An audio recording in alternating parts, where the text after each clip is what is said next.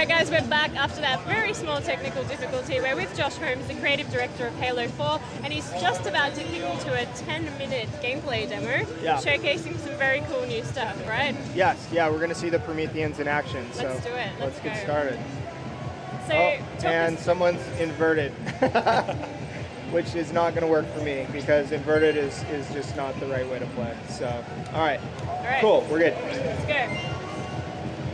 So, as you said before, we're about 3/4 of the way through this mission? About halfway. About halfway through, yeah. So I'm going to grab myself, some weapons. All right, so this is Promethean weapon, right? Yes, these are Promethean weapons, which, one of the great things about having a new enemy class is it opens up the ability to have all of these new tools that we add to the sandbox and weapons and abilities. And so this is a weapon called the light rifle. The light rifle.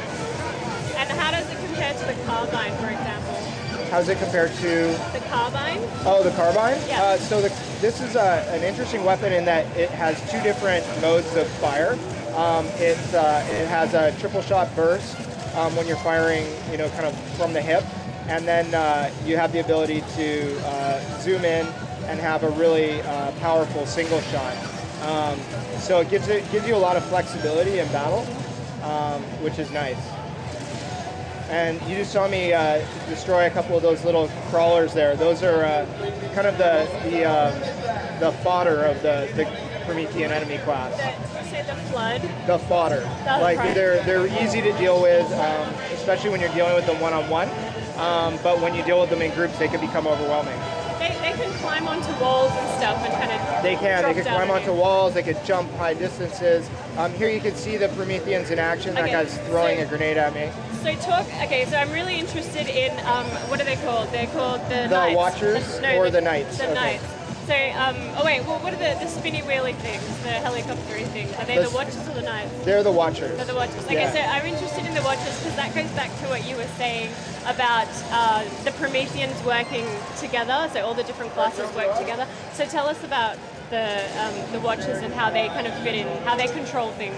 Yeah, so you can see that Watcher there. He's able to grab that grenade that I threw, and he's throwing it back at me. If I destroy this Knight, now you'll see the Watcher comes in and he's resurrecting that Knight. So I could destroy him right now, which would be a good idea, but I'm just going to let him bring the Knight back. So you can see how they kind of work together for a second there. He was shielding the Knight. So when you're dealing with these guys on the battlefield, you kind of always have to be aware of how they're working together. And in a lot of cases, it makes sense to try and take the Watchers out first, so that you're not going to have to deal with them shielding and resurrecting and doing all these different things. So when you're entering a Promethean battle, the best thing to do is kind of just go for the Watchers first, so they can't call for reinforcements and heal people, the other enemies. Exactly. So let me see. I'm going to try and take these guys out. So these are Knights? Yeah, Knights are the big guys. They're like the commanders on the battlefield, and they have a bunch of different abilities. They can phase to move from place to place. Some of them have the ability to kind of, there's one phasing out right now. They have the ability to, there's a turret trying to take me out. All right, maybe you should concentrate. I got to concentrate a little bit so I don't get destroyed here. That's okay, you're about to die. And it's hard to see with the bright lights in my eyes. And now I'm out of ammo. So this is going to get ugly in a second here. Okay, let me grab this and back up a little bit.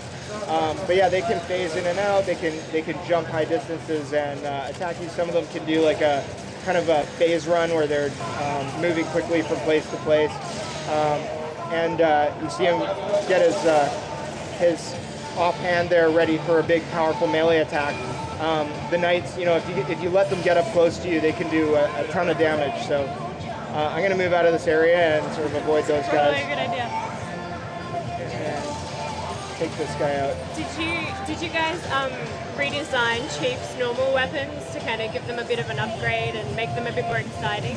Yeah, all of the weapons that are returning from past Halo games have been, kind of upgraded and redesigned to fit the Halo 4 sandbox and also, the visual style of Halo 4. But we've also added a bunch of new weapons. So there's new weapons on the UNSC side, like the railgun and the sticky detonator. And then on the Covenant side, we brought back some classics like the beam rifle, but again, really updated them to kind of fit in with the Halo 4 gameplay and sandbox. You can see in the HUD there, you've got picture-in-picture, yep. Which is one of the new storytelling methods that we use throughout the campaign.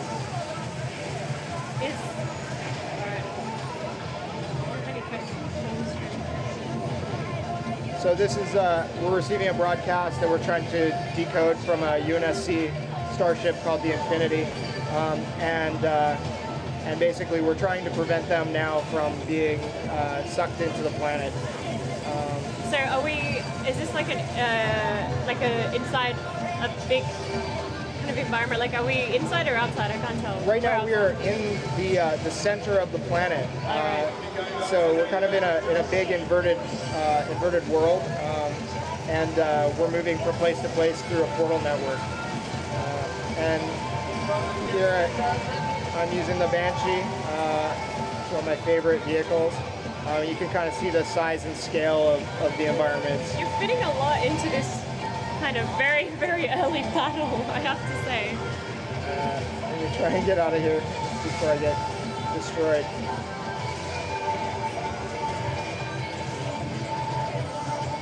Alright, so I've got to take down these three power cores in this area. So I've taken one of them down, and I'm now going to move over here and try and take out this second one. Just as a question from the community, they want to know, Codus 234 wants to know, will Halo 4 support drop-in, drop-out multiplayer?